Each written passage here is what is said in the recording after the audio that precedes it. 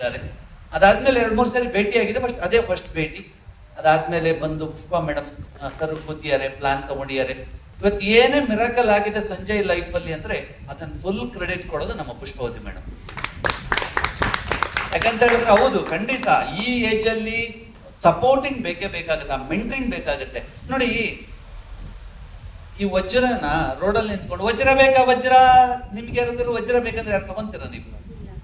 ಯಾಕೆ ತಗೊಳಲ್ಲ? ಅದು ವಜ್ರನೇ ಆಗಿರ್ಬೋದು, ಅದ್ಯಾಕೆ ರೋಡಿಗೆ ಬಂದು ಸೇಲ್ ಆಗ್ತಿದೆ, ಸುಳ್ಳು ಹೇಳ್ತೇವ್ರಿ ಅಂತ ತಗೊಳಲ್ಲ. ಕರೆಕ್ಟಾ? ಅದೇ ವಜ್ರನ ನೀವೊಂದು ಒಳ್ಳೆ ಗೋಲ್ಡ್ ಜ್ಯುವೆಲ್ಲರಿ ಶಾಪ್ ಅಲ್ಲಿ ಯಾವ್ದಿದೆ ಈ ಊರಲ್ಲಿ ತುಂಬಾ ಫೇಮಸ್ ಗ್ರೇಟ್ ಸ್ಟೋರ್ ಯಾವ್ದಿದೆ? ಗೋಲ್ಡ್ ಶಾಪ್ ಮಲಬಾರ್ ಆಗಿದ್ಯಾ? ಮಲಬಾರ್ ನೀವು ಹೋಗಿ ಬಂದ್ಮೇಲೆ ಅದ್ರ ಮೇಲೆ ನಂಬಿಕೆ ಬರ್ತದೆ. ಈಗ ಸದ್ಯಕ್ಕೆ ನಿಮಗೆ ನಂಬಿಕೆ ಇರೋ ಶಾಪ್ಗಳು, ಈಗ ಸಡನ್ ಆಗಿ ನೀವು ನಂಬಲ್ಲ, ಮಲಬಾರ್ ಸ್ವಲ್ಪ ಟೈಮ್ ತಗೊಳುತ್ತೆ. ಬೇರೆ ಯಾವ್ದೋ ಒಂದು ಒಳ್ಳೆ ಶಾಪ್ ಇದೆ gold jewellery, Kalyan jewels, Om jewellery, ಅಲ್ಲಿ ಹೋಗ್ಬಿಟ್ಟು ಒಂದು ಗೋಲ್ಡ್ ಡೈಮಂಡ್ ಇಟ್ಬಿಟ್ಟು ಇದ್ರ ಬಗ್ಗೆ ಮಾತಾಡಿದ್ರೆ ಇಮಿಡಿಯೇಟ್ಲಿ ತಗೊಂತೀರಲ್ಲ. ಅದೇ ತರನೇ ನೀವ್ ಏನ್ ಕೊಡ್ತಿದ್ದೀರಾ, ಇದು ಮೆಂಟರಿಂಗ್ ಅನ್ನೋದು ತುಂಬಾ ಇಂಪಾರ್ಟೆಂಟ್ ಆಗುತ್ತೆ. ಜ್ಞಾನ, ಎಷ್ಟು ಜ್ಞಾನ ಇದೆ ಅಂತ ನೀವು ಯಾರ್ಯಾರಿಗೂ ಕೊಡಕ್ ಬರಲ್ಲ, ಆ ಮೆಂಟರಿಂಗ್ ಮಾಡ್ಬೇಕು. ಒಂದೇ ದಿನಕ್ಕೆ ನೋಡಿ, ನಾನು ಯಾವಾಗ್ಲೂ ಹೇಳ್ತಾ ಇರ್ತೀನಿ, ಒಂದು ಕಣ್ಣಿ ಒಂದು ಸಣ್ಣ ಕಲ್ಲಿದೆ, 1 ಲಕ್ಷ ಲೀಟರ್ ನೀರ್ ಹಾಕ್ಬಿಟ್ಟೆ, ಅದೇನಾದ್ರು ಬದಲಾವಣೆ ಬರುತ್ತೆ ಕಲ್ಲು? ಏನು ಅದಕ್ಕೆ ಏನಾಗುತ್ತೆ? 1 ಲಕ್ಷ ಲೀಟರ್ ಬಾ, 2 ಲಕ್ಷ ಲೀಟರ್ ಬಾ, ಆ ಕಲ್ಲಿಗೆ ಏನು ಆಗಲ್ಲ. ಅದೇ ಒಂದೊಂದೇ ಹನಿನ ಅಂತ ದೊಡ್ಡ ಬಂಡೆ ತಗೊಬಂದು, ನನಗೆ ಕಾಣಿಸ್ತಾ ಇತ್ತು ದೊಡ್ಡ ಬಂಡೆ ಚಿತ್ರದುರ್ಗದ್ದು, ಆ ಬಂಡೆ ತಗೊಬಂದು ಒಂದೊಂದೇ ಹನಿ ಬಿಟ್ರೆ 1 ಲಕ್ಷ ಲೀಟರ್ ಖಾಲಿ ಆಗೋದ್ರೊಳಗಡೆ ಆ ಬಂಡೆಲಿ ಏನೋ ಒಂದು ಡಿಫ್ರೆನ್ಸ್ ಆಗುತ್ತಾ? ಅದೇ ಮೆಂಟ್ರಿಂಗ್. ಒಂದ್ಸರಿ ಎಲ್ಲ ಹೇಳ್ಕೊಟ್ಟಿ ಅಂತಲ್ಲ, ಎಷ್ಟು ವರ್ಷ ನೀವು ಅವ್ರ ಜೊತೆಗೆ ಇಟ್ಕೊಂಡು ಹೇಳ್ಕೊಟ್ಟಿದ್ದೀರಿ ಅಂತ. ಒಂದ್ ಕೆಲಸನ ಪುಷ್ಪಾವತಿ ಮೇಡಮ್ ಅವರು ಮಾಡಿದ್ದಾರೆ. ಸ್ಪೆಷಲ್ ಕಂಗ್ರ್ಯಾಚುಲೇಷನ್ಸ್ ನಿಮ್ಗೆ. ಹೌದು, ಇವತ್ತು ನಾನು ಫಸ್ಟ್ ಟೈಮ್ ಡಿಪಿ ಬಂದೆ, ಡಿಪಿ ಓಪನ್ ಆಗಿದ್ದ ಟೈಮಲ್ಲಿ ನಾನು ಬರಕ್ಕಾಗ್ಲಿಲ್ಲ. ಸೋ ಹ್ಯಾಪಿ, ತುಂಬಾ ಚೆನ್ನಾಗಿದೆ ಡಿಪಿ, ತುಂಬಾ ಚೆನ್ನಾಗಿ ಆರ್ಗನೈಸ್ ಮಾಡ್ಕೊಂಡಿದ್ದೀರಿ. ಏನ್ ನೆಕ್ಸ್ಟ್ ಮಾಡಕ್ಕಾಗುತ್ತೆ ಅದ್ರ ಬ್ಯಾಕ್ ಗ್ರೌಂಡ್ ಇದೆ, ಅದ್ರ ಬೇಸ್ಮೆಂಟ್ ಇದೆ, ತುಂಬಾ ಚೆನ್ನಾಗಿ ಪ್ಲಾನ್ ಮಾಡಿದ್ದೀರಿ. ಅಂಡ್ ಅದ್ಭುತವಾಗಿ ಕ್ರಿಯೇಟ್ ಮಾಡಿದ್ದಾರೆ. ಈ ಮೂಮೆಂಟ್ ಅಲ್ಲಿ ಏನ್ ಅನಿಸ್ತಾ ಇದೆ? ನಿಮ್ಮ ಎಕ್ಸ್ಪೀರಿಯನ್ಸ್ ಗಿಂತ ಮೊದಲು ನಿಮ್ಮ ತಂದೆಯವರ ಎಕ್ಸ್ಪೀರಿಯನ್ಸ್ ನಾನು ಕೇಳಕ್ ಇಷ್ಟಪಡ್ತೀನಿ. ಯಾಕೆ ಅಂದ್ರೆ ಅವ್ರು ನಾವು ಮನೆಗೆ ಹೋದಾಗ ಒಂದು ಅರ್ಧ ಮುಕ್ಕಾಲು ಗಂಟೆ ಅವ್ರು ಏನು ಮಾತಾಡಿಲ್ಲ ನಮ್ಮ ಜೊತೆ, ನಮಸ್ಕಾರ ಹೇಳಿ ಕೂತ್ಕೊಡಿ ಅಷ್ಟೇ, ಟೀ ಕೊಡ್ತಿದ್ದೀವಿ. ನಾನು ಅರ್ಧ ಮುಕ್ಕಾಲು ಗಂಟೆ ಮಾತಾಡಿದ ನಂತರ ಅವ್ರು ಹೌದು ನನ್ಗೆ ಇದ್ದಿದ್ದೀರಿ ಅನ್ನೋ ಕೆಲವೊಂದು ವಿಚಾರಗಳನ್ನ ಅವ್ರು ಮಾತಾಡಿದ್ರು. ತುಂಬಾ ಖುಷಿ ಆಯ್ತು. ಅವ್ರು ಮನೆಗೆ ಹೋಗಿದ್ದು ನನಗೆ ನಿಜವಾಗ್ಲೂ ಸಾರ್ಥಕ ಅಂತ ಅನಿಸ್ತಾ ಇದೆ. ಈ ಕ್ಷಣಕ್ಕೆ ಕಾರ್ ತಗೊಂಡ್ರೆ ನಿಮ್ಗೆ ಅನಿಸ್ತಾ ಇದೆ? ಒಂದ್ 2 ಮಾತು ದಯವಿಟ್ಟು ನಿಮ್ಮ ಅಭಿಪ್ರಾಯ, ನಿಮ್ಮ ಮನಸ್ಸಿನ ಮಾತು ನನ್ಗೆ ಗೊತ್ತಾಗಲ್ಲ, ಅದಕ್ಕೆ ನಾವು ಕೇಳ್ಬೇಕು ಅನ್ನೋ ಆಸೆ. ದಯವಿಟ್ಟು ನನಗೆ ಅವನ ಶ್ರಮ, ಇವತ್ತು ಕಾರ್ ಮಾಡೋದು ಬಹಳ ಗೊತ್ತಾಗಿದೆ. ಅದರಿಂದ ಒಂದು ಶ್ರಮ ಬಹಳ ಶ್ರಮ ಅಂದ್ರೆ ನಾನು ಎಂದೂ ಅವನ್ನ ಆ ಥರ ನೋಡಿರಲಿಲ್ಲ. ಬೆಳಗ್ಗೆ ಹೋದ್ರೆ ಒಂದು ರಾತ್ರಿ 10 ಗಂಟೆಗೆ ಬರೋದು, 9-10-11 ಗಂಟೆಗೆ ಬರೋದು, ಮಳೆಗೆ ಬರೋದು, ಅದೆಲ್ಲ ನೋಡಿ ನನಗೆ ಕೆಲಸ ಭಾಳ ಬೇಜಾರಾಗ್ತಿತ್ತು. ಏನು ಇವನು, ನಾನು ಸಾಕಿದ್ದೇನು, ನಾನು ಮಾಡಿದ್ದೇನು, ಓದಿಸಿದ್ದೇನು, ಇವನು ಮಾಡೋದೇ ಇದೆಲ್ಲ ನನಗೆ ಭಾಳ ಬೇಕಿತ್ತು, ಅನುಭವಿಸ್ತಿದ್ದೆ. ಅದು ಸರಿ ಹೇಳ್ತದೆ, ಮಳೆ ಬರ್ತಾ ಇದೆ, ಎಲ್ಲಿದೆಯಾ ಅಂತ ಈಗ ಬರ್ತಾನೆ ಅನ್ಸೋದು. ಮಳೆ ಬರ್ತದೆ, ಇವತ್ತು ಎಲ್ಲಿದ್ದಾನೆ ಫೋನ್ ಮಾಡಿ ಕೇಳ್ತಿದ್ದೆ ಎಲ್ಲಿದೆ. ಆಮೇಲೆ ಭಾಳ ಅವನಿಗೆ ನಾನು ಮೊದಲಿಂದ ನಾವು ಓದಿಕೆ ಒಪ್ಕೊಂಡಿದ್ದೀನಿ. ಅವನು ಏನು ಮಾಡ್ತಾನೆ, ಅವನು ಸಿವಿಲ್ ಇಂಜಿನಿಯರ್ ಆಗಿ ಓದಿಕೆ ಹಾಕ್ಕೊಡ್ತಾನೆ. ಇದೆಲ್ಲ ಭಾಳ ಇತ್ತು ನಮಗೆ. ಅವನು ಭಾಳ ಚಾಲೆಂಜ್ ಆಗಿ ನಮ್ಮನ್ನ ತಗೊಂಡು ಭಾರಿ ಚಾಲೆಂಜ್ ಆಗಿ ಅವನು, ನಾನು ಹೇಳೋಕ್ಕಾಗಲ್ಲ, ಅಷ್ಟೊಂದು ನಾವು ಕಷ್ಟ ಅವನು ಮಾಡಲಿ ಅಂತ ನಾನು ಎಂದೂ ಅನ್ಕೊಂಡೇ ಇರಲಿಲ್ಲ. ಅವನು ಆ ಥರ ಅವನು ಕಷ್ಟ ಭಾಳ ಚಾಲೆಂಜ್ ಆಗಿ ತಗೊಂಡು ಭಾಳ ಶ್ರಮ ಹಾಕಿ ಅವನು ಯಾವಾಗ ಬರ್ತಾನೆ ಯಾವಾಗ ಹೋಗ್ತಾನೆ ಏನು ಕತೆ ಬಂದು ಭಾರಿ ಫೀಲಿಂಗ್ ಮಾಡಿದ್ದಾನೆ. ಅಂಥದ್ರೊಳಗೆ ಅವನು ಇವತ್ತು ಅವನ ಶ್ರಮಕ್ಕೆ ತಕ್ಕ ಪ್ರತಿಫಲ ಸಿಕ್ಕಿದೆ. ಅದಕ್ಕೆ ಕಾರಣಕರ್ತರು ನಮ್ಮ ಪುಷ್ಪಾವತಿ ಮೇಡಮ್ ಮತ್ತು ವೀರೇಶ್ ಸರ್. ಅವರು ನಮ್ಮ ಮನೆಗೆ ಆ ಮಟ್ಟಕ್ಕೆ ಇದ್ದಂಥ ಒಬ್ಬರು ನಮ್ಮ ಮನೆಗೆ ಬಂದರೆ ನಮಗೆ ಭಾಳ ಸಂತೋಷ ಆಯಿತು. ಇಂಥ ಒಬ್ಬ ದೊಡ್ಡ ವ್ಯಕ್ತಿ ಬಂದಿದ್ದಾರಲ್ಲ ಅಂತ ಅವರು ಕೇಳಿದರು, ನಿಮ್ಮ ಕನಸೇನಿದ್ದಾವೆ ಅಂತ. ನನ್ನ ಕನಸು ನಮ್ಮ ಮನೆಯ ಕನಸು. ಅವಾಗ ಅವರು ನೋಡಿ ಸಂಜೆ ನಿಮ್ಮ ಮಕ್ಕಳಿಗೆ ಕೇಳ್ತಾರೆ, ಅವನ ಕನಸು ಒಂದೇನೋ ಒಂದು ಕ್ರೇಜ್ ಇತ್ತು, ಕಾರ್ ತಗೋಬೇಕು ಅಂತ. ಯಾವಾಗಲೂ ನಾನು ಹೇಳ್ತಿದ್ದೆ, ನೀನು ಕಾರ್ ಬೇಕಾಗಿ ಕೊಡಿಸ್ತೀನಿ ಅಂತ ಹೇಳ್ತಿದ್ದೆ ನಾನು. ಅವನಿಗೆ ಯಾವತ್ತೂ ನಾವು ಅವನ್ನ ಇಂಜಿನಿಯರ್ ಆಗಿ ನೋಡ್ಬೇಕನ್ನೋದು ಭಾಳ ಕನಸು ನಮ್ದು. ಅದು ಬಿಟ್ಟು ಅವನು ಅದೇನೋ ಗೊತ್ತಿಲ್ಲ, ನನ್ನ ಅಪ್ಪ ನಾನು ಅಲ್ಲೇ ಹಂಗಿದೆ ಹಿಂಗಿದೆ ಅಂತ ಏನು ಹೇಳ್ತಿದ್ದ. ನಾವು ಒಪ್ಕೊಳ್ತಾ ಇರಲಿಲ್ಲ, ಆದರೂ ಅವ್ನಿಗೆ ಸಾಧನೆ ಮಾಡಿ ತೋರಿಸಿದ್ದಾನೆ. ಅದಕ್ಕೆ ಭಾಳ ತುಂಬ ಸಂತೋಷ ಪಡ್ತೀನಿ. ಅವ್ನು ಬೆಳಗ್ಗೆ ಅವ್ನು ಪೂಜೆ ಕರೆದಾಗ ನನಗೆ ಬರೋಕ್ಕಾಗಲಿಲ್ಲ, ಸ್ವಲ್ಪ ಲೇಟ್ ಆಯ್ತು, ಅಂಗಡಿ ಇದೆ ನಮ್ಮದು. ಹೀಗಾಗಿ ಅವನು ಇವತ್ತು ಅವನ ಶ್ರಮಕ್ಕೆ, ಅವನ ಕಷ್ಟಕ್ಕೆ ಅವನ ಪ್ರತಿಫಲ ಸಿಕ್ಕಿದೆ. ಅದು ತುಂಬಾ ಸಂತೋಷ. ಅದಕ್ಕೆಲ್ಲ ಕಾರಣಕರ್ತಂದ್ರೆ ನೀರಜ್ ಸರ್ ಮತ್ತು ಶ್ರೋತಿ ಬಹಳ ಸಂತೋಷ. ಆಮೇಲೆ ನನಗೆ ಸತೀಶ್ ಸರ್ ನೆನ್ಸ್ಬೇಕಾಗುತ್ತೆ. ಅವರು ನನಗೆ ಹೆಲ್ತ್ ಇದಾಗಿ ಇದ್ದಾಗ ನಮ್ಮ ಮನೆಗೆ ಬಂದಿದ್ರು ಶ್ರೋತಿ ಮೇಡಮ್ ಮತ್ತು ಸತೀಶ್ ಸರ್. ಅವರು ಅದ್ರ ಬಗ್ಗೆ ಎಲ್ಲ ಭಾಳ ಡಿಸ್ಕಸ್ ಹೇಳಿದ್ರು. ನನಗೆ ಇಡೀ ಡೋಸು ಸಾಕಾಗೋಗ್ಬಿಟ್ಟಿತ್ತು. ಭಾಳ ನನ್ನ ಆಟ ಸರ್ಜರಿ ಆಗಿದ್ದಲ್ಲ, ಹಾಗಾಗಿ ನಾನು ಅವಾಗ ಮಾತ್ರೆಗಳ ಜೊತೆಗೆ ಈ ಮಾತ್ರೆ ನುಂಗ ನನಗೆ ಆಗಲ್ಲಪ್ಪ, ಸ್ವಲ್ಪ ನೀವು ಟೈಮ್ ಕೊಟ್ಟರೆ ಅದೆಲ್ಲ ತುಂಬ್ರಿ. ಆಮೇಲೆ ಕೆಲವು ಮಾತ್ರೆಗಳಿಂದ ನನಗೆ ಹೆಲ್ಪ್ ಆಯ್ತು. ಆಮೇಲೆ ಯಾವುದೋ ಒಂದು ಪೇನ್ ಕಿಲ್ಲರ್ ಕಾಲಿನ ನರ ತೆಗೆದು ಆರ್ಟಿ ಜೋಡಿಸಿದಾರ, ಅದು ಯಾವಾಗ ನೋವು ಬರ್ತಾ ಇತ್ತು. ಅದಕ್ಕೆ ಅವನು ತಂದು ಕೊಡ್ತಿದ್ದ. ಅದು ಕೆಲವು ಸರಿ ಅದು ಅದರಿಂದ ನೋವು ಕಮ್ಮಿ ಆಯಿತು. ಅವ್ನು ಭಾಳ ಶ್ರಮ ಹಾಕಿದ್ದಾನೆ. ನಾನು ಸುಮ್ಮನೆ ಭಾಳ ಹೇಳ್ಬೇಕಂದ್ರೆ ಭಾರಿ ಕಷ್ಟಪಟ್ಟಿದ್ದಾನೆ. ಆ ಶ್ರಮಕ್ಕೆ ಅವನಿಗೆ ಇವತ್ತು ಕಾರಣಗೆ ಅವನ ಕನ್ಸೋದೇನು ಕಾರಣ ಕಾರಣ ಕೇಳಿದ್ರೆ ನಾವು ಕೊಡಿಸ್ದಕ್ಕೆ ರೆಡಿ ಇದ್ವಿ. ಬಟ್ ಅವನು ನಾನು ಮೊನ್ನೊಂದ್ಸರಿ ಕೇಳಿದೆ, ನಿಮ್ಗೆ ಸ್ಟ್ರಾಟಜಿ ದುಡ್ಡು ಕೊಡ್ತೀನಿ ಅಂತ. ಅವನು ನಾನೇ ಇದ್ರಾಗೆ ತಗೋಬೇಕು ಅನ್ನೋ ಒಂದು ಕನಸಿನಾಗೆ ತಗೊಂಡಿದ್ದಾನೆ. ಅದೆಲ್ಲ ಕಾರಣಕ್ಕಾಗ್ತದೆ. ನೀವೆಲ್ಲ ದೊಡ್ಡದಿದ್ರೆ ನಿಮಗೆಲ್ಲ ಧನ್ಯವಾದ ಹೇಳಿ ನೀವು. Thank you. ತಂದೆ ಆಶೀರ್ವಾದ ಇದ್ರೆ ಏನ್ ಬೇಕಾದ್ರೂ ಆಗತ್ತೆ. ನಾನು ನಂಬೋದೇನ್ ಗೊತ್ತಾ, ನಮ್ಮಂತ ಮಿಡಲ್ ಕ್ಲಾಸ್, ಲೋವರ್ ಮಿಡಲ್ ಕ್ಲಾಸ್ಗಳ ಒಂದೇ ಒಂದು ಆಯುಧ ಏನಂದ್ರೆ ಹಾರ್ಡ್ ವರ್ಕ್. ಹಾರ್ಡ್ ವರ್ಕ್ ಮಾತ್ರ ನಮ್ಮದು ಈ ಲೆವೆಲ್ಗೆ ತರಕ್ ಸಾಧ್ಯ. ಇನ್ನೇನೂ ಇಲ್ಲ, ಇನ್ನೇನೇ ಐಡಿಯಾ ಅದು ಇದು ಏನೇ ಇರಲಿ ಸೈಡಿಗೆ, ಅದಾದ್ಮೇಲೆ ಫಸ್ಟ್ ಹಾರ್ಡ್ ವರ್ಕ್. ನಾನು ಫೀಲ್ಡಿಗೆ ಇಳಿತೀನಿ, ಆ ಜನರು ಮಾತಾಡ್ತೀನಿ, ಅವ್ರ ಜೊತೆ ನಾನು ನನ್ನ ಕನಸನ್ನ ಹಂಚ್ಕೊಂತೀನಿ, ಅವ್ರ ಹತ್ರ ಇರೋ ಏನೋ ಒಂದು ಸಮಸ್ಯೆ ಸರಿ ಮಾಡ್ತೀನಿ ಅಂದಾಗ ನಾವ್ ಯಾರು ಬೇಕಾದ್ರೂ ಬೆಳಿಬಹುದು. ಸೊ ಮೋದಿಗೆ ಒಂದೇ ಅವಕಾಶ ಇದೆ, ಒಂದೇ ಅವಕಾಶ ಇರೋದು ಮೋದಿಗೆ ಇಡೀ ಇಂಡಿಯಾದಲ್ಲಿ. ನಿಂದ ಯಾವ ಜಾತಿ, ನಿಂದ ಯಾವ ಧರ್ಮ, ನಿಂದ ಯಾವ ಮತ, ನಿಂದ ಯಾವ ಪಂಥ, ನೀನ್ ಎಷ್ಟು ಓದಿದ್ಯಾ, ನೀನ್ ಎಷ್ಟು ಲಂಚ ಕೊಡಕ್ ರೆಡಿ ಇದೆಯಾ, ಏನೂ ಕೇಳಲ್ಲ. ನನ್ಗೊಂದು ಆಲೋಚನೆ ಬಂತು, ಈ ದೇಶದಲ್ಲಿ ಈ ದೇಶ ಬೆಳಿಬೇಕಂದ್ರೆ ಜಾಸ್ತಿ ಪ್ರತಿಭಾವಂತರು ಬೆಳಿಬೇಕಲ್ವಾ? ಆ ಪ್ರತಿಭಾವಂತರಿಗೆ ಪುರಸ್ಕಾರಗಳು ಸಿಗಬೇಕು. ಒಂದೊಳ್ಳೆ ಎಜುಕೇಶನ್ ಫ್ರೀ ಆಗ್ಬೇಕು, ಒಂದೊಳ್ಳೆ ಹೆಲ್ತ್ ಫ್ರೀ ಆಗ್ಬೇಕು. ಅದೆಲ್ಲ ಆಗ್ಬಿಟ್ರೆ ಈ ದೇಶ ಉದಾಹರಣೆ ನನ್ನ ಮಗನ್ ನಾನು ಬೆಳೆಸ್ತೀನಿ ಅಂದ್ರೆ ಅವ್ನಿಗೆ ಒಳ್ಳೆ ಎಜುಕೇಶನ್ ಕೊಟ್ರೆ ಅವ್ನು ನನ್ನ ಭವಿಷ್ಯ. ಅವನು ಈ ದೇಶದ ಮಕ್ಕಳಾಗಿದ್ರೆ ನಾವೆಲ್ಲರೂ ಭವಿಷ್ಯ ನಮ್ಗೆ ಯಾಕೆ ಇಷ್ಟೊಂದೆಲ್ಲ ನಮ್ಗೆ ಒತ್ತಡ, ಯಾಕೆ ನಾವು ಬೆಳೆಯೋದಕ್ಕೆ ಅವಕಾಶ ಇಲ್ಲ ಹೊರಗಡೆ, ಯಾಕೆ ನಮ್ಗೆ ಡಿವೈಡ್ ಮಾಡ್ತಾ ಇದ್ದಾರೆ? ಯಾರೋ ಮಾಡ್ತಿದ್ದಾರೆ, ಆಕ್ಚುಲಿ ಯಾರೋ ನಮ್ಮಿಂದ ದೂರ ಮಾಡ್ತಿದ್ದಾರೆ. ಆ ಅರಿವು ನಮಗಾದ್ರೆ ನಾವೆಲ್ಲರೂ ಒಗ್ಗಟ್ಟಾಗ್ಬಹುದು.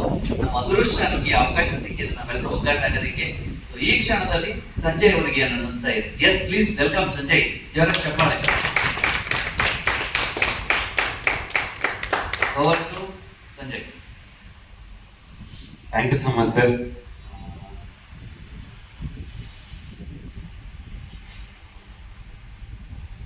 ತುಂಬಾ ದಿನದ ಕನಸು, ತುಂಬಾ ದಿನದ ಆಸೆ, ತುಂಬಾ ದಿನದ ತುಡಿತ, ಸಾಧನೆ ಮಾಡಬೇಕು, ನಾನೇನಂತ ತೋರಿಸ್ಕೊಳ್ಬೇಕು ಅನ್ನೋ ಒಂದು ಹಂಬಲಕ್ಕೆ ಬೀಜ ಹಾಕೊಂಡಿದ್ದು ದಿನ.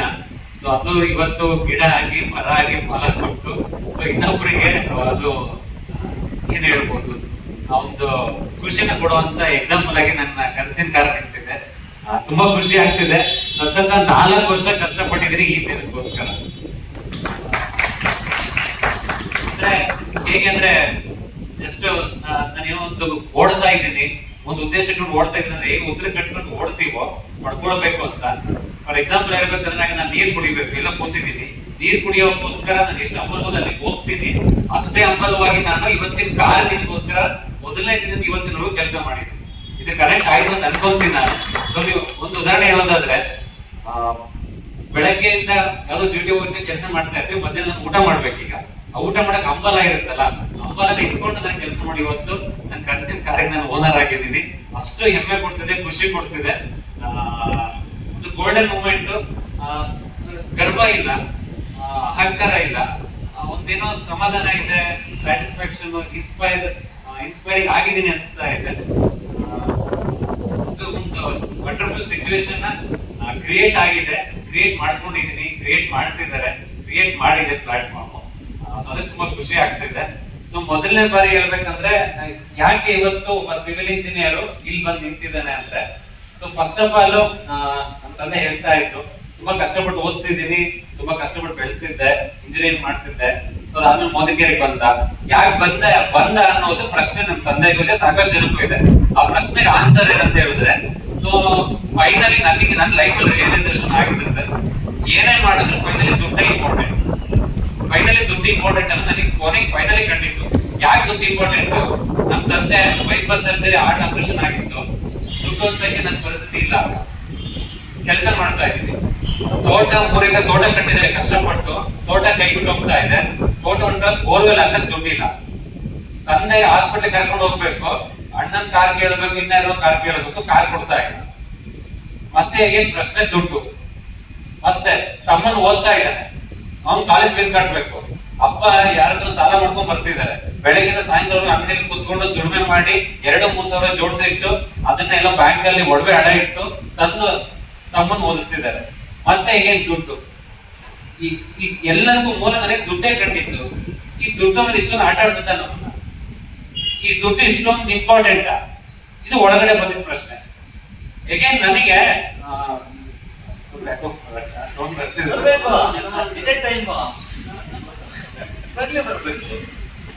ನಮ್ ತಂದೆ ಹೊರಗಡೆಗೆ ಜಾಬ್ ಹೋಗಿದ್ದೆ, 15,000 ಸಂಬಳ ಕೊಡ್ತಾ ಇದ್ರು.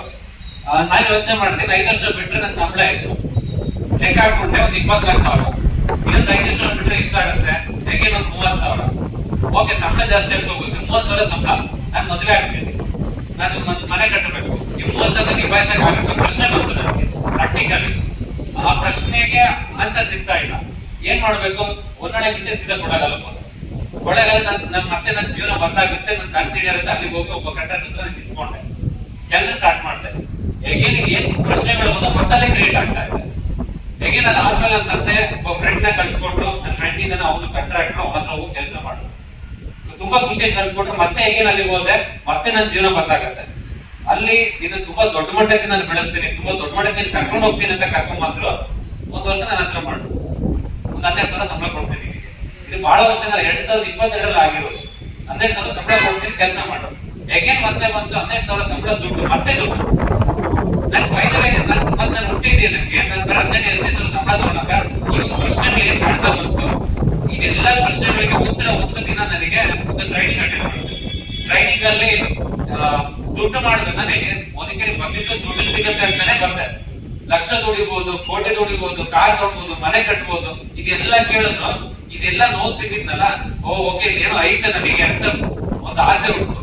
ಟ್ರೈನಿಂಗ್ ಅಟೆಂಡ್ ಮಾಡಿದೆ, ಕ್ಲಾರಿಟಿ ಬಂತು. ಇಂಥವ್ರು ಯಾರು ಕಾರ್ ತಗೊಂಡಿದ್ದಾರೆ, ಇಂಥವ್ರು ಯಾರು ಲಕ್ಷ ತಗೊಂಡಿದ್ದಾರೆ, ಇಂಥವ್ರು ಯಾರು ಮನೆ ಕಟ್ಟಿದ್ದಾರೆ ಅಂತ. ನಾನು ಖಂಡಿತ ಕನಸೇ ಅಲ್ವಾ ಇಲ್ಲಿ ಕಾಣ್ತಾ ಇರೋದು ನನಗೆ. ಈ ನಂಬಿಕೆ ಒಳಗಡೆ ಒಳಗಡೆ ಹಾಕೊಂಡೆ, ಡಿಸಿಷನ್ ತಗೊಂಡೆ, ನಾನು ಮಾಡೋಣ ಮೋದಿಕೇರ್ ಬಂದ ಅಪ್ಪಾಜಿ ಕೇಳಿದೆ, ಅಪ್ಪಾಜಿ ನನಗೆ ಈ ತರ ಅವಕಾಶ ಇದೆ, ಸಿವಿಲ್ ಇಂಜಿನಿಯರ್ ಸಂಬಳ ಸಾಕಾಗ್ತಿಲ್ಲ ಅಪ್ಪಾಜಿ, ಏನ್ ಮಾಡೋಣ ನಾನು? ಅಪ್ಪಾಜಿ ಹೇಳಿದೆ, ಯಾವ್ದು ಇಷ್ಟ ಆಗ್ತದೆ ಮಾಡೋ ಅವಕಾಶ ತಗೊಂಡ್ ಕೆಲಸ ಸ್ಟಾರ್ಟ್ ಮಾಡಿದೆ. 1-2 ವರ್ಷ ಅರ್ನಿಂಗ್ಸ್ ಇಲ್ಲ, ಪ್ರಶ್ನೆ ಸಾಕಷ್ಟು ಬಂತು. ತಂದೆನ ಪ್ರಶ್ನೆ ಮಾಡಿದ್ರು, ಏನ್ ಮಾಡ್ತಿದೆ, ಏನ್ ಆಗ್ತಿದೆ, ಅವ್ರ ಕಡೆ ಸಾಕಷ್ಟು ಜನ ಕೇಳ್ತಿದ್ದಾರೆ. ಲಿಟ್ರಲಿ ಯಾರು ಉತ್ತರ ಕೊಡೋಕೆ ಏನ್ ಮಾಡೋದು ಗೊತ್ತಾಗ್ತಿಲ್ಲ. ಎಲ್ಲೋ ಒಂದ್ ಕಡೆ ಆಸೆ ನಾನು ಏನೋ ಮಾಡ್ತೀನಿ, ಮೋದಿಗೆ ನನಗೇನೋ ಕೊಡುತ್ತೆ, ಮೋದಿಗೆ ನನಗೇನೋ ಮಾಡುತ್ತೆ, ಈ ಆಸೆ ಇಟ್ಕೊಂಡೇ ಬಂದೆ. 2 ವರ್ಷ ಸತತವಾಗಿ ನನ್ನ ಅಕೌಂಟ್ ಅಲ್ಲಿ ಮ್ಯಾಕ್ಸಿಮಮ್ ತಿಂಗಳ 4,000-6,000 ಮಾತ್ರ ದುಡ್ದಿರೋದು ಇಟ್ಕೊಂಡಿದ್ದ ಅಕೌಂಟ್ ಅಲ್ಲಿ. ಎಗೇನ್ ಮತ್ತೆ ನೋವು ಚುಚ್ತಿದ್ದಾರೆ ಜನ. ನೀನಲ್ಲಿ ಇಂಜಿನಿಯರ್, ನೀನಲ್ಲಿ ನಿರ್ವಹಣೆ ಮಾಡ್ತಾ ಇದ್ದೆ, ನೀನು ಯಾವ 20 ಜನ ಲೇಬರ್ ಕೆಲಸ ಮಾಡಿಸ್ತಿದ್ದೆ, ಇಲ್ಲಿ ನೋಡಿದ್ರೆ 6,000-7,000 ರೂಪಾಯಿ ದುಡಿತಾ ಇದೆ ತಿಂಗಳ. ದಿನ ಈ ಮಾತು ಚುಚ್ಚೋದು, ಇದನ್ನ ಇಟ್ಕೊಳ್ಳೋದು, ಮತ್ತೆ ಹೊರಗಡೆ ಹೋಗೋದು. ದಿನ ಇದನ್ನೇ ರಿಪೀಟ್ ಮಾಡಿ ಮಾಡಿ ಮಾಡಿ ಅದಕ್ಕೆ ಆನ್ಸರ್ ಉತ್ತರ ಸಿಗ್ತಾ ಇಲ್ಲ. ನನಗೆ ಆ ಟೈಮಲ್ಲಿ ನಾನು ಒಬ್ಬ ತಾಯಿಯಾಗಿ ತಗೊಂಡಿದ್ದೀನಿ, ಒಬ್ಬ ಸಹೋದರಿ ಆಗಿದ್ದಾರೆ, ಒಂದು ದೇವ್ರ ತರ ಕೊಡ್ತೀನಿ, ಒಂದು ವೆಲ್ ವಿಶರ್, ಬ್ಯಾಕ್ ಬೋನ್ ಅಂತ ಅನ್ಕೊಂತೀನಿ. ಪುಷ್ಪಣ ಯಾವ ಹೊತ್ತಲ್ಲಿ ಯಾಕೆ ಬಂದ್ರು, ಹೇಗೆ ಬಂದ್ರು ಗೊತ್ತಿಲ್ಲ, ಲೈಫಲ್ಲಿ ಬಂದ್ರು.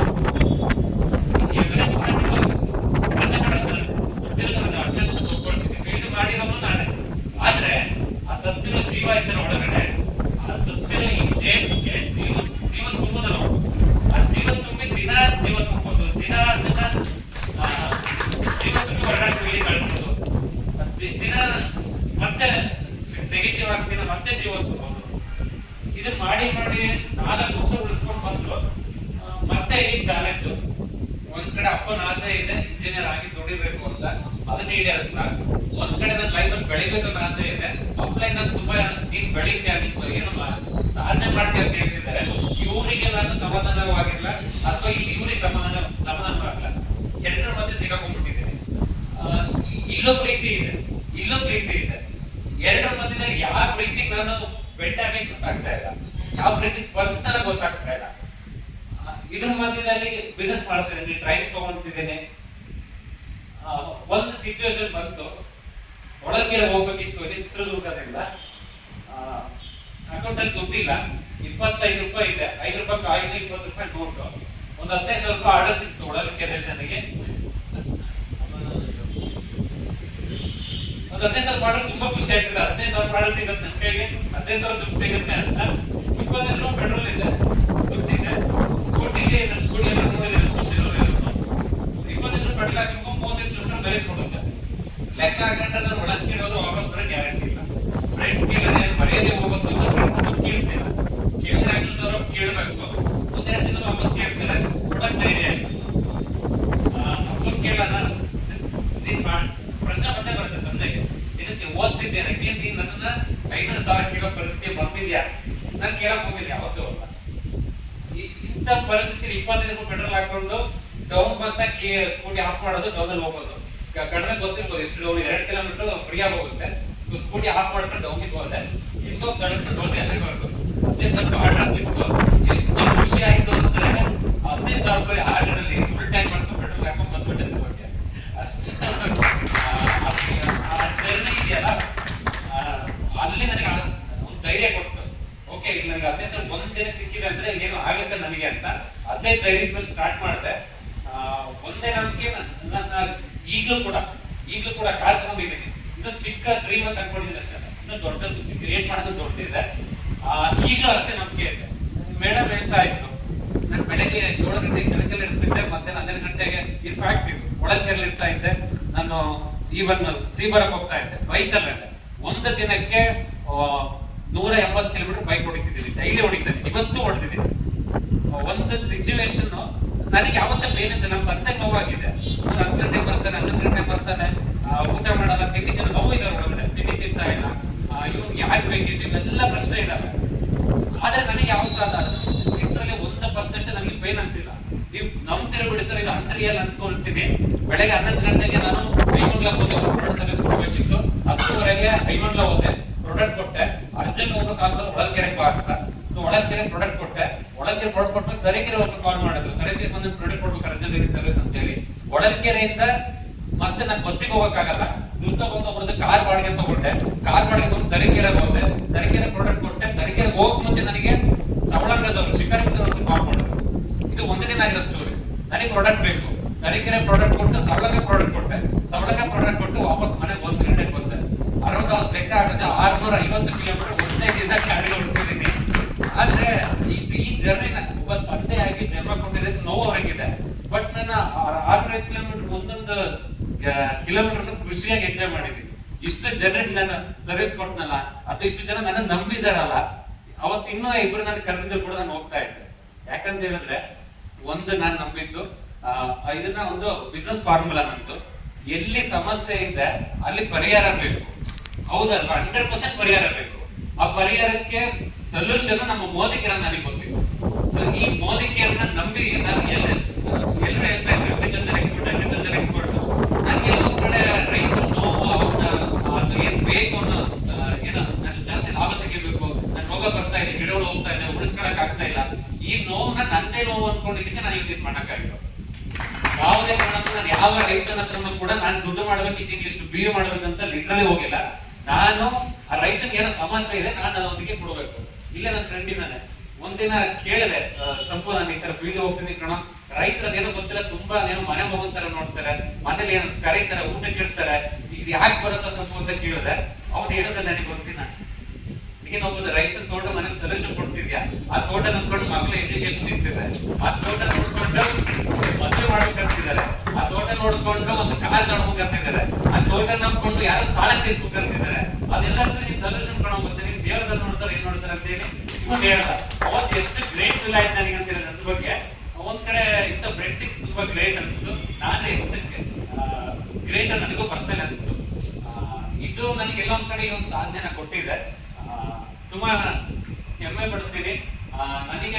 ಏನಂತ ಹೇಳಿದ್ರೆ ತಂದೆಗೆ ಇಂಜಿನಿಯರ್ ಯಾಕೆ ನೋಡ್ಬೇಕು ಅನ್ನೋದು. ಆದ್ರೆ ಅಪ್ಪ ನಾನು ಚಾಲೆಂಜ್ ಮಾಡಿ ಹೇಳ್ತೀನಿ, ಒಬ್ಬ ಇಂಜಿನಿಯರ್ ಆಗಿ ನಾನು ಏನ್ ಡ್ರೀಮ್ ಈಡೇರಿಸಬೇಕಿತ್ತು ಇನ್ನು 10 ವರ್ಷದಲ್ಲಿ 50 ವರ್ಷದಲ್ಲಿ ಮಾಡ್ಬೇಕಾದ್ರೆ 10 ವರ್ಷ ಪ್ರೂವ್ ಮಾಡಿ ನಿಮ್ ಮುಂದೆ ನಿಂತ್ಕೊಂತೀನಪ್ಪ.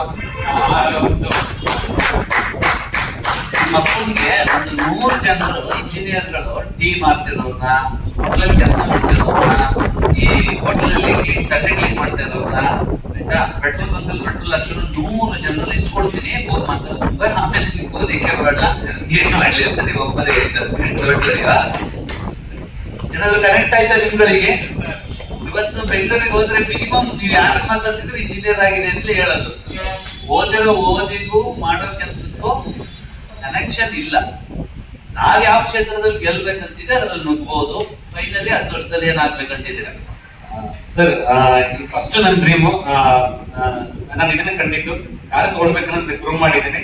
ಈಗ ಈಗ ನನ್ನ ಕಾರ್ ನನ್ನ ಟೀಮ್ ಅಲ್ಲಿ ನಾನು ಸೆಲೆಕ್ಟ್ ಮಾಡ್ಕೊಂಡಿದ್ದೀನಿ ಸರ್. 4 ಜನ ಕಾರ್ ಕೊಡಿಸ್ಬೇಕಾಗಿದೆ.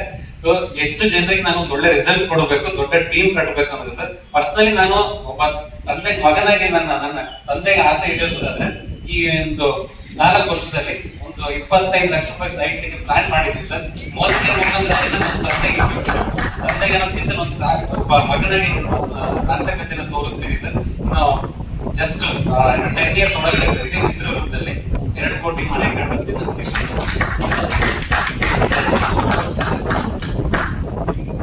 Thank you. ಒಂದ್ಸರಿ ಜೋರಾಗಿ ಚಪ್ಪಾಳೆ ಸಂಜಯ್ಗೋಸ್ಕರ ಅಂಡ್ ಅವ್ರ ಫ್ಯಾಮಿಲಿಗೋಸ್ಕರ. ಈ ತರದ್ದೆಲ್ಲ ಏನಾಗಿದೆ ಅಂದ್ರೆ ನಮ್ಮ ಒಂದು ಸಮಾಜದಲ್ಲಿ ಎಜುಕೇಶನ್ ತುಂಬಾ ಗ್ರೇಟು ಅನ್ನೋದನ್ನ ತುಂಬ್ಕೊಂಡ್ಬಿಟ್ಟಿದೆ ತಲೆಯಲ್ಲಿ. ನೋಡಿ, ಎಜುಕೇಶನ್ ಅನ್ನೋದನ್ನ ತಂದಿದ್ದು ಯಾರಂದ್ರೆ, ಈ ಎಜುಕೇಶನ್ ಏನಿದೆ ಗುರುಕುಲ ಪದ್ಧತಿಯಲ್ಲಿ ಎಜುಕೇಶನ್ ಇರಲಿಲ್ಲ. ಗುರುಕುಲ ಪದ್ಧತಿಯಲ್ಲಿ ಲೀಡರ್ಗಳನ್ನು ಸೃಷ್ಟಿ ಮಾಡ್ತಾ ಇದ್ರು. ಯಾವ ಕ್ಷೇತ್ರದಲ್ಲಿ ಬೇಕಾದ್ರೂ ನೀನು ನಾಯಕನಾಗು, ಆ ಕ್ಷೇತ್ರದಲ್ಲಿ ಹಿಂಗ್ ಆಗು. ಎಂತೆಂತ ಶ್ರೀಮಂತ ಭಾರತ ನಮ್ದಾಗಿತ್ತು. ಸಬ್ಜೆಕ್ಟ್ ಒಂದೊಂದ್ಸರಿ ಮಾತಾಡೋಣ. ಈಗಿರುವಂತ ಎಜುಕೇಶನ್ ಏನಾಗಿದೆ ಅಂದ್ರೆ ಎಂಪ್ಲಾಯ್ಮೆಂಟ್ ನ ಕ್ರಿಯೇಟ್ ಮಾಡೋದಾಗಿದೆ. ಯಾಕೆಂದ್ರೆ ನಮ್ ತಲೆಗೆ ಹೋಗಿದೆ. ಅವ್ರ ಪ್ರಪಂಚ ನನ್ನ ಮನೆಗೆ ಹೋದಾಗ ಮಾತಾಡಿದೆ, ಯಾಕೆ ನಿಮಗೆ ಇಂಜಿನಿಯರ್ ಆಗ್ಲೇಬೇಕು ಅಂತ ನನಗೆ ಕರೆಕ್ಟ್ ಆಗಿ ಹೇಳಿ ಅಂತ. ಆಮೇಲೆ ಹೇಳಿದ್ರು, ನಾನ್ ಆಗ್ಬೇಕಂತ ಅನ್ಕೊಂಡಿದ್ದೆ, ನನ್ನ ಕೈಲಿ ಆಗಿಲ್ಲ, ಅದಕ್ಕೆ ನನ್ನ ಮಗ ಆಗ್ಬೇಕು ಅಂತ ಅವ್ರು ಹೇಳಿದ್ರು. ನಮ್ಮ ಫ್ಯಾಮಿಲಿ ತುಂಬಾ ಜನ ಇಂಜಿನಿಯರ್ಗಳಿದ್ದಾರೆ, ಅವ್ರ ಲೈಫ್ ಸ್ಟೈಲ್ ಚೆನ್ನಾಗಿದೆ. ಅವ್ರದ್ದು ನಾನು ಆಗ್ಬೇಕು ಅನ್ಕೊಂಡೆ. ನನ್ನ ಪರಿಸ್ಥಿತಿ ಕಷ್ಟ ಇತ್ತು, ಆಗ್ಲಿಲ್ಲ. ನನ್ನ ಮಗಂಗ ಆಗ್ಬೇಕಂತ ನಾನು ಕಷ್ಟಪಟ್ಟು ಓದಿಸಿದ್ದೀನಿ, ಅವನಂಗ ಆಗ್ಬೇಕು ಅಂತ. ಖಂಡಿತ. ಆದ್ರೆ ನಾನು ಅವತ್ತೇ ಹೇಳಿದೆ, ನಿಮ್ಮ ಅಪ್ಪನ ಕನ್ಸರು ನೀನ್ ಲೀಡರ್ಸ್, ಇಲ್ಲ ನಿನ್ ಕನ್ಸ್ ನಿಮ್ಮ ಅಪ್ಪ ಲೀಡರ್ಸ್ ಅದಕ್ಕೆ ಕೇಳ್ಕೊ, ಎರಡೇ ಇರೋದಲ್ವಾ. ಸೊ ಅದು ಇವತ್ತು ಈಡೇರ್ತಾ ಇದೆ. ನಿಮ್ದು ನೀವು ಮನೇಲಿ ಡಿಸ್ಕಸ್ ಮಾಡ್ಕೊಳ್ಳಿ. ಬಟ್ ಒಂದಂತೂ ನಾನು ನಿಮ್ಗೆ ಡಿಕ್ಲರೇಷನ್ ಕೊಡ್ತೀನಿ, ಈ ಅವಕಾಶ ತುಂಬಾ ದೊಡ್ಡದು. ಇಲ್ಲಿ ಏನ್ ಬೇಕಾದ್ರೂ ಆಗುತ್ತೆ. ಇಂಜಿನಿಯರ್ ಆಗಿ ಬೇರೆ ಒಂದ್ ಸ್ವಲ್ಪ ಸಂಪಾದನೆ ಮಾಡಬಹುದು, ಹಂಗೆ ಬದುಕಬಹುದು. ಇಲ್ಲಿ 1000 ಜನರಿಗೆ ಲೈಫ್ ಕೊಡ್ತಾ ಇದ್ದಾರೆ. ಸೊ ನೀವು ಬೇರೆ ಕನ್ನಡಕ ಹಾಕಿ ನೋಡಿ, ಎಲ್ಲೋ ಕನ್ನಡಕ ಹಾಕೊಂಡು ಎಲ್ಲ ಎಲ್ಲೋದಲ್ಲೇ ಕಾಣಿಸುತ್ತೆ. ಒಂದು ರೆಡ್ ಹಾಕೊಂಡು ನೋಡಿ, ಒಂದು ಗ್ರೀನ್ ಹಾಕೊಂಡು ನೋಡಿ, ಅಂದ್ರೆ ಬೇರೆ ಬೇರೆ ದೃಷ್ಟಿಕೋನ ನೋಡಿ ಏನ್ ಉಪಯೋಗ ಆಗುತ್ತೆ ಅಂತ. Finally thank you so much. ಒಂದು ಸೆಲೆಬ್ರೇಷನ್ಗೆ ಸಾಕ್ಷಿಯಾಗಿದ್ದೀರಿ. So thank you. ಕಾರ್ ಅನ್ನೋದು ಸೆಕ್ಯೂರಿಟಿ, ಸೇಫ್ಟಿ ಸೆಕ್ಯೂರಿಟಿ ಫಸ್ಟ್. ಎರಡನೇದು ಶೋಪ್, ಮೂರನೇದು ಕಂಫರ್ಟ್ ಇಂಪ್ರೂವ್ ಮಾಡ್ಕೋಬೇಕು, ಇಲ್ಲಿಗೆ ಉಳ್ಕೊಬಾರ್ದು. ಲಕ್ಸುರಿ, ನೀವು ಲಕ್ಸುರಿ ರೀಚ್ ಆಗೋವರೆಗೂ ಹೋಗ್ತಾ ಇರ್ಲಿ, ಕರೆಕ್ಟ್ ನಿಮ್ ಜರ್ನಿ. ಇಲ್ಲಿಗೆ ಎಂಡು ಹತ್ರ ಎಲ್ಲಿ ಇಟ್ಕೋಬೇಡಿ. ಕನಸಿರು. ಕಾರು ಅನ್ನೋದು ಲಯಬಿಲಿಟಿನೇ. EMI ಕಟ್ಟಕ್ ಬರುತ್ತೆ ತಿಂಗಳಿಗೆ. ಇವತ್ತು ಕೊಟ್ಟರು 10 ಲಕ್ಷ ರೂಪಾಯಿ ಕಾರ್, 5 ವರ್ಷಕ್ಕೆ 5 ಲಕ್ಷಕ್ಕೆ ಕೇಳೋದು. ಅರ್ಧಕ್ಕರ್ಧ ಬೆಲೆ ಕಡಿಮೆ ಆಗುತ್ತೆ. ಅದ್ರ ಕನ್ಸಂತ ಒಂದು ಇದೆಯಲ್ಲ. ಎಷ್ಟು ಜನ ದುಡ್ಡು ಇಟ್ಕೊಂಡು ಅವ್ರ ಖುಷಿಯಾಗಿದ್ದಾರೆ. ಇವತ್ತಿಲ್ಲ ಅವ್ರ ಪ್ರಪಂಚದಲ್ಲಿ, ಅವ್ರ ದುಡ್ಡು ಅಕೌಂಟ್ ಅಲ್ಲಿ ಇರೋಲ್ಲ. ಆದ್ರೆ ನಿಜವಾದ ಕನ್ಸನ್ ಈಡೇರಿಸ್ಕೊಳ್ಳಿ, ಎಂಜಾಯ್ ಮಾಡಿ ಲೈಫ್ ನ. ಕಾರು, ಮನೆ ಇದೆಲ್ಲ ಹೋಗಿ ಚೆನ್ನಾಗಿ ಅಚೀವ್ಮೆಂಟ್ ಮಾಡ್ತಾ ಹೋಗಿ. Finally thank you so much. And opportunity ಬಗ್ಗೆ ನಾನು ಹೇಳ್ತಾ ಇದ್ದೆ. ಇವತ್ತು ಚಿತ್ರದುರ್ಗಕ್ಕೆ ಇಷ್ಟು ದೊಡ್ಡದಾಗಿ ಕ್ರಿಯೇಟ್ ಆಗ್ತಿದೆ. ಚಿತ್ರದುರ್ಗ ಲೀಡರ್ಗಳಿಗೆ ನನ್ನ ಕಿವಿ ಮಾತು, ಇಡೀ ವರ್ಲ್ಡ್ ಅಲ್ಲಿ 80% ಜನ ಡೈರೆಕ್ಷನ್ ಅಲ್ಲಿ ಯೂಸರ್ಸ್ ಇರೋದು. Listen to my words. ಇಡೀ ವರ್ಲ್ಡ್ ಅಲ್ಲಿ 80% ಜನ ಯೂಸರ್ ಪ್ರಾಡಕ್ಟ್ ಇಷ್ಟಪಟ್ಟು. ಯಾಕೆಂದ್ರೆ ಡೈರೆಕ್ಟ್ ಸೆಲ್ಲಿಂಗ್ ಅಲ್ಲಿ ಸಿಗೋಷ್ಟು ಕ್ವಾಲಿಟಿ ಟ್ರೆಡಿಷನಲ್ ಅಲ್ಲಿ ಸಿಗಲ್ಲ. ಕಾಸ್ಟ್ ಇಲ್ಲಿ ಸಿಗೋಷ್ಟು ಕಡಿಮೆ ಕಾಸ್ಟ್ ಅಲ್ಲಿ ಡೈರೆಕ್ಟ್ ಸೆಲ್ಲಿಂಗ್ ಅಲ್ಲಿ ಸಿಗೋಷ್ಟು ಕಡಿಮೆ ಕಾಸ್ಟ್ ಅಲ್ಲಿ ಟ್ರೆಡಿಷನಲ್ ಸಿಗಲ್ಲ. ಇಲ್ಲಿ ಡೂಪ್ಲಿಕೇಟ್ ಆಗಲ್ಲ ಪ್ರಾಡಕ್ಟ್ಸ್. ಅದಕ್ಕೆ ಜನ ಇಲ್ಲಿ ಯೂಸರ್ ಆಗಿ ಕ್ರಿಯೇಟ್ ಆಗ್ತಾರೆ ಬಹಳ ಬೇಗ. ಮೋದಿ ಕೇರಲ್ಲಿ ನಮ್ ಕಸ್ಟಮರ್ ಜಾಸ್ತಿ ಆಗ್ತಾರೆ. ನಮ್ದೇನ್ ಗ್ರೇಟ್ನೆಸ್ ಅಲ್ಲ, ಕ್ವಾಲಿಟಿ ಕೊಟ್ಟಿರೋದಕ್ಕೆ ಕಸ್ಟಮರ್ ಜಾಸ್ತಿ ಆಗ್ತಿದ್ದಾರೆ. 80% ಜನ ಯೂಸರೇ ಇರೋದು. ಈ 20% ಜನ ಬಿಲ್ಡ್ ಮಾಡೋರು ಇರೋದು, ಬಿಸ್ನೆಸ್ ಬಿಲ್ಡ್ ಮಾಡೋರು. ನಾನು ನಿಮಗೆ ಏನ್ ಸಜೆಸ್ಟ್ ಮಾಡ್ತೀನಿ ಲೀಡರ್ಸ್ ಗಳಿಗೆ, ನೀವು ಯೂಸರ್ಗಳನ್ನ ಕ್ರಿಯೇಟ್ ಮಾಡ್ತಿದ್ದೀರಿ, ಅಥವಾ ನ್ಯಾಚುರಲ್ ಆಗಿ ನಿಮ್ಗೆ ಪ್ರಯತ್ನ ಏನ್ ಬೇಕಾಗಿಲ್ಲ, ಲೀಡರ್ಗಳನ್ನ ಕ್ರಿಯೇಟ್ ಮಾಡಿ. ಇವತ್ತು ಒಬ್ರು ಸಂಜೆಯನ್ನ ಕನೆಕ್ಟ್ ಮಾಡಿ ಮಾತಾಡ್ತಿ ಲೀಡರ್ ಮಾಡಕ್ ಆಗುತ್ತೆ ಅನ್ನೋದಾದ್ರೆ ನೀವು 1 to 1 ಕನೆಕ್ಟ್ ಮಾಡ್ಕೊಂಡು ಒಬ್ಬೊಬ್ಬರನ್ನ ಬೆಳೆಸಿದ್ರೆ, ಇಲ್ಲಿರೋರು ಎಲ್ಲರೂ ಕೂಡ ಒಬ್ರಿಬ್ರು ಬೆಳೆಸಿದಿರ. ನಾನು ನಿಮಗೆ 1 to many ಒಬ್ಬರು 100 ಜನರಿಗೆ ಬೆಳೆಸಬೇಕು ಅನ್ನೋ ಕನ್ಸಿಟ್ಕೊಂಡ್ರೆ ನೀವು ಗ್ರೂಪ್ ಮೀಟಿಂಗ್ಸ್ ಗಳನ್ನ ಜಾಸ್ತಿ ಮಾಡಿ ಕನೆಕ್ಟ್ ಮಾಡ್ಕೋಬೇಕಾಗಿದ್ದು ಯೂಸರ್ನ ಕ್ರಿಯೇಟ್ ಮಾಡ್ಬೇಕಂತಲ್ಲ, ಲೀಡರ್ಗಳನ್ನ ಕ್ರಿಯೇಟ್ ಮಾಡ್ಬೇಕಂತ. ಲೀಡರ್ಗಳನ್ನ ಕ್ರಿಯೇಟ್ ಮಾಡಕ್ ನೀವು ಪ್ರಯತ್ನ ಪಟ್ರೆ ಯೂಸರ್ ಆಟೋಮೆಟಿಕ್ ಕ್ರಿಯೇಟ್ ಆಗ್ತಾರೆ. ಓಕೆ, ಲೀಡರ್ಗಳನ್ನ ಕ್ರಿಯೇಟ್ ಮಾಡಕ್ಕೆ ಏನ್ ಮಾಡಬಹುದು ಅಂತ ನೀವು ತಲೆ ಕೆಡಿಸ್ಕೊಳ್ಳಿ. ಒಂದೊಂದು ಹೇಳ್ತೀನಿ, ಟುಗೆದರ್ನೆಸ್ ಬಿಲ್ಡ್ ಮ್ಯಾಸಿವ್ ಟೀಮ್. ಒಟ್ಟಾಗಿ ನೀವು ಕನೆಕ್ಟೆಡ್ ಆದ್ರೆ ಏನ್ ಬೇಕಾದ್ರೂ ಆಗುತ್ತೆ. ಕೆಲವೊಂದು ಪ್ರಿನ್ಸಿಪಲ್ಸ್ ಗಳನ್ನ ಅಳವಡಿಸ್ಕೊಂಡ್ರೆ, ಇದನ್ನ ಮಾಡ್ತೀನಿ, ಇದನ್ನ ನಾನು ಮಾಡಲ್ಲ, ಅನ್ನೋದು ಮಾಡಬಾರ್ದು, ಮಾಡ್ತೀನಿ ಅನ್ನೋದು ಮಾಡ್ತಾನೆ ಇರ್ಬೇಕು.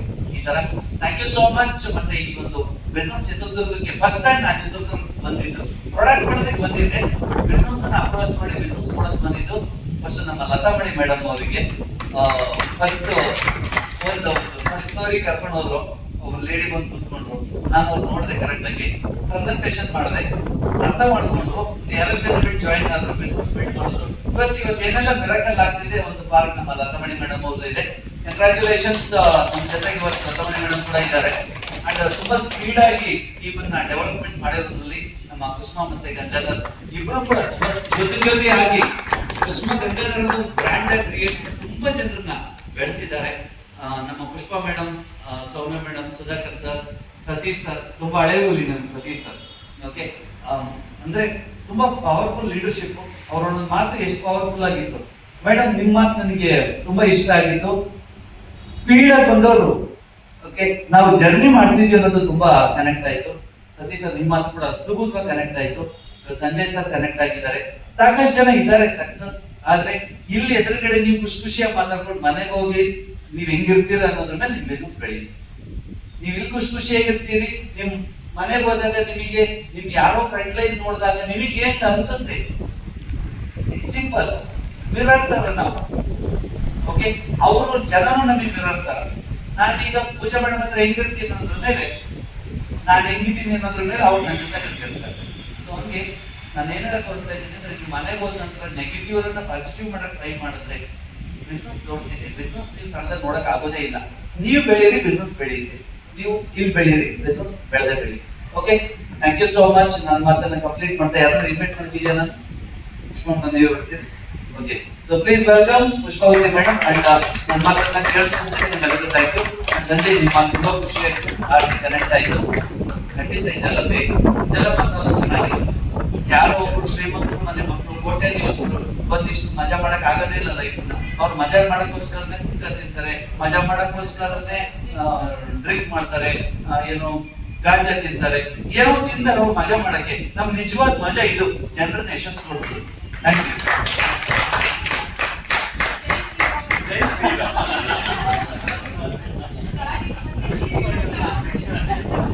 Thank you sir, thank you so much. So ಏನನ್ನಿಸ್ತಾ ಇದೆ, ಲಾಸ್ಟ್ ಸರ್ ಮಾತು ಸಖತ್ ಇನ್ಸ್ಪಿರೇಷನ್ ಅಲ್ಲ. ಸೊ ಇದನ್ನೇ ಇಟ್ಕೊಂಡು ನಾವು ಚಿತ್ರದುರ್ಗ ಭಾಗದಲ್ಲಿ ಕಂಪ್ಲೀಟ್ ಆಗಿ ನಾವೆಲ್ಲರೂ ಸೇರ್ಕೊಂಡು ಮಿರಾಕಲ್ ಕ್ರಿಯೇಟ್ ಮಾಡೋಣ. ಈ ಮೂಮೆಂಟ್ ಅಲ್ಲಿ ಲಾಸ್ಟ್ ಒಂದು ಲೈನ್ ಹೇಳಕ್ ಇಷ್ಟಪಡ್ತೀನಿ.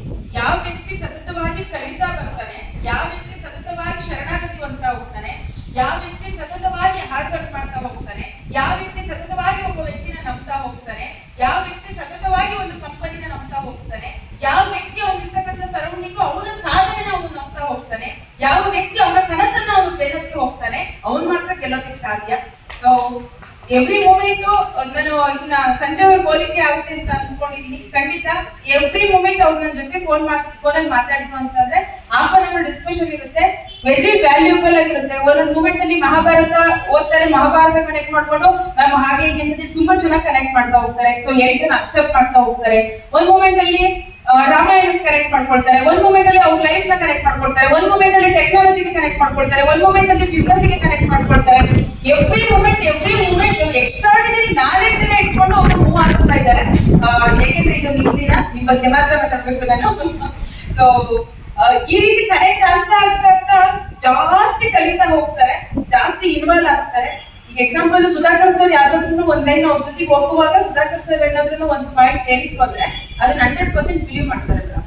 ಮ್ಯಾಮ್ ಅದನ್ನ ಯಾವಾಗ ಹೇಳ್ತಾರೆ ಅಂದ್ರೆ ಅವ್ರೆ ಅದೇನಾದ್ರು ಅಪ್ಲೈ ಮಾಡ್ಕೊಂಡಿರ್ತಾರೆ, ಅಪ್ಲೈ ಮಾಡ್ಕೊಂಡು ಅದು ಸಕ್ಸಸ್ ಆಗಿರ್ತಾರಲ್ವಾ ಆ ದಿನ ನಮ್ ಈ ಮಾತು ಸುಧಾಕರ್ ಸರ್ ಹೇಳಿದ್ರು ಅಲ್ಲಿವರೆಗೂ ನಾನು ಅಬ್ಸರ್ವ್ ಮಾಡ್ತಾ ಬಂದೆ, ಇವತ್ತದು ಆಯ್ತು ಅಂತ ಹೇಳ್ತಾರೆ. ಜೊತೆಗೆ ಮಂಜು ಯಾವ್ದೋ ಒಂದು ಮೂಮೆಂಟ್ ಅಲ್ಲಿ ನೋಡಪ್ಪ ಕಾರ್ ತಗೊಳ್ಳುವಾಗ ಒಂದ್ ಎಕ್ಸ್ಟ್ರಾ ಒಂದು 50,000 ನಿನ್ನ ಹತ್ರ ಇಟ್ಕೊಂಡಿರು ಅಂತ ಹೇಳಿದ್ರಂತೆ. ಜಸ್ಟ್ ಅದ್ ಹೇಳ್ತಾ ಇದ್ರು ಮ್ಯಾಮ್. ಮಂಜು ಸರ್ ಅವಾಗ ಹೇಳಿದ್ರು ಅಂದ್ರೆ ಒಂದೊಂದು ಲೈನ್ ಸಿಂಪಲ್ ಆಗಿ ತಗೊಳಲ್ಲ ಸರ್, ಯಾವ್ದನ್ನು ಸಿಂಪಲ್ ಆಗಿ ತಗೊಂಡಿದ್ದೇ ಇಲ್ಲ, ಪ್ರತಿ ಮೂಮೆಂಟ್ ಅಲ್ಲಿ ಹೇಳ್ತಾ ಹೋಗ್ತಾರೆ. ಸತೀಶ್ ಅವ್ರ ಅಗ್ರಿಕಲ್ಚರ್ ಸ್ಟಾರ್ಟಿಂಗ್ ಅಲ್ಲಿ ಕಲ್ತಿದ್ದು ಮ್ಯಾಮ್, ಇದು ಹೆಲ್ಪ್ ಆಯ್ತು, ಇದು ಹೆಲ್ಪ್ ಆಯ್ತು, ಎಲ್ಲರೂ ನೆನಪು ಮಾಡ್ಕೊಳ್ತಾರೆ, ಎಲ್ಲರೂ ನನ್ನ ಕಣ್ಮುಂದೆ ಅಂತ ನಿಲ್ಲಿಸ್ತಾರೆ ಅವ್ರ ಜೊತೆಗೆ ಮಾತಾಡುವಾಗ. ಸೊ ಅಷ್ಟು ಕನೆಕ್ಟಿವಿಟಿ ಇರ್ತಕ್ಕಂತಹ ವ್ಯಕ್ತಿ. ಸೊ ತುಂಬಾ ಖುಷಿ ಆಗುತ್ತೆ. ಮತ್ತೆ ಕಂಗ್ರಾಚುಲೇಷನ್ಸ್ ಹೇಳ್ತಾ ಇದ್ದೀನಿ sir. Thank you sir. Complete ಈ ಒಂದು ಪ್ರೋಗ್ರಾಮಿಗೆ ನೀವು ಎಷ್ಟು ಬಿಸಿ ಅಂತ ನಂಗೆ ಗೊತ್ತು ಸರ್. ನೀವೀಗ ಎಷ್ಟು ತುಡಿತದಲ್ಲಿ ಇದ್ದೀರಾ, ಟೈಮ್ ಆಗ್ತಾ ಇದೆ. ಸೊ ಆದ್ರೂ ಕೂಡ ಈ ಪೇಷನ್ಸ್ ಇಟ್ಕೊಂಡು ನಮ್ ಜೊತೆಗೆ ಇಡೀ ದಿನ ನಮ್ ಸಕ್ಸಸ್ ಅಲ್ಲಿ ಸೊ ನೀವು ಬಂದು ಎಂಜಾಯ್ ಮಾಡಿದ್ದಕ್ಕೆ, ಸೊ ನಿಮ್ಮ ಟೈಮ್ ಅನ್ನ ಪ್ರೀಶಿಯಸ್ ಟೈಮ್ ಅನ್ನ ನಮಗೆ ಕೊಟ್ಟಿದ್ದಕ್ಕೆ, ಸೊ ಇಲ್ಲೆಲ್ಲರೂ ಸುಮ್ಮನೆ ಕೊಟ್ಟಿಲ್ಲ ಸರ್, ಎಲ್ಲರೂ ನೀವು ಬಂದಿರಾ ಅನ್ನೋದೇ ಒಂದು ಹಬ್ಬ. ಚಿತ್ರದುರ್ಗಕ್ಕೆ ನೀವು ಬಂದಿದ್ದೀರಾ ಅಥವಾ ನಮ್ಮ ಮನೆಗಳಿಗೆ ನೀವು ಬಂದಿದ್ದೀರಾ ಅಂದ್ರೇನೆ ಒಂದು celebration sir. So thank you sir. ಇದೇ ರೀತಿ ಬರ್ತಾ ಇರಿ ನಮ್ಮ ಟೀಮಿಗೋಸ್ಕರ, ನಮ್ಮ ಚಿತ್ರದುರ್ಗ ಜನತೆಗೋಸ್ಕರ. ಖಂಡಿತ ನೀವು ಸಾಧ್ಬೇಕು. ನೀವು ದೇವನಲ್ಲೂ ಈ ಕಾಲಿಟ್ಟಿದ್ದೀರಾ. ಅವಾಗ ನಾನು ಅಂದ್ಕೊಂಡಿದ್ದೆ, ಅವಾಗ ಸ್ಟಾರ್ಟಿಂಗು ಸರ್ ನಾನು ಈ ಹುಡುಗ ಎಷ್ಟು ಸ್ಪೀಡ್ ಇದೆಯಲ್ಲ ಅಂತೇಳಿ. ಸೊ ಅವಾಗ ನಾನು ಲೀಡರ್ ಅಂತ ನನಗೆ ಅವಾಗ ಗೊತ್ತಾಗ್ತಿರ್ಲಿಲ್ಲ ಸರ್. ನಾನು ಸ್ಟಾರ್ಟಿಂಗ್ ನನ್ನ ಮಗ ಚಿಕ್ಕವನಿನ್ನು ಅವಾಗ ಇಲ್ಲಿ ಯಾವ್ದು ಸ್ವಿಮ್ಮಿಂಗ್ ಪೂಲ್ ಇದೆಯಲ್ಲ ಲತಾಮಣಿ ಮೇಡಮ್, ಅಲ್ಲಿಗೆ ಸರ್ ಬಂದಿದ್ರು. ವೀಣಾ ಸಿಎಂ ಮ್ಯಾಮ್ ಅವ್ರೇನೋ ಪ್ರೆಸೆಂಟೇಶನ್ ಏನೋ ಕೊಡ್ತಾ ಇದ್ರು. ಸರ್ ಎಸ್ ಎಸ್ ಅನ್ನೋದು ಚಪ್ಪಳೆ ಚಪ್ಪಳೋದು ಇದೆಲ್ಲ ಮಾಡ್ತಾ ಇದ್ರು. ಸೊ ನಾನು ಅವಾಗ ಅನ್ಕೊಂಡಿದ್ದೆ ಸರ್ ಎಷ್ಟು ವರ್ಷದಲ್ಲಿ ಹೋಗ್ತಾ ಇವ್ರ ಹತ್ರನ ಅಂತೇಳಿ. ಸೊ ಅವಾಗಿಂದ ಕನೆಕ್ಟ್, ಅವಾಗಿಂದ ನೋಡ್ತಾ ಇದ್ದೀನಿ, ಬೂಟ್ ಕ್ಯಾಂಪ್ಗಳಲ್ಲಿ ನೋಡಿದ್ದೀನಿ, ಸತತವಾಗಿ ಇಲ್ಲಿವರೆಗೂ ಜರ್ನಿನ ನೋಡಿದ್ದೀನಿ. ಸರ್ದು ಐ ಪಿಚ್ ಆಗಿರ್ಬೋದು, ಆ ಸ್ಟ್ರೆಂತ್ ಆಗಿರ್ಬೋದು, ಪ್ರತಿಯೊಂದು ಜೋಶ್ ಆಗಿರ್ಬೋದು, ಇನ್ನು ಪೀಕ್ ಲೆವೆಲ್ಗೆ ಹೋಗ್ತಿದೆ ಬಿಟ್ರೆ ಒಂದು ಪಿನ್ ಪಾಯಿಂಟ್ ಕಡಿಮೆ ಆಗಿರೋದು ನಾನು ನೋಡಿಲ್ಲ. ಸೊ ಅದ್ರ ಜೊತೆಗೆ ನಿಮ್ ಜೊತೆಗಿರೋದು ನನ್ ಪುಣ್ಯ ಸರ್. ಯಾಕೆಂತಂದ್ರೆ ಎವ್ರಿ ಮೂಮೆಂಟ್ ಸರ್ ಎಷ್ಟು ಕಲಿತಾ ಇದ್ದಾರೆ, ಸೊ ಅಷ್ಟು ನಮ್ಮನ್ನ ಬೆಳೆಸ್ತಾ ಇದ್ದಾರೆ. Thank you sir, thank you so much. ನಿಮ್ ಇಡೀ ಫ್ಯಾಮಿಲಿಗೆ thank you so much sir.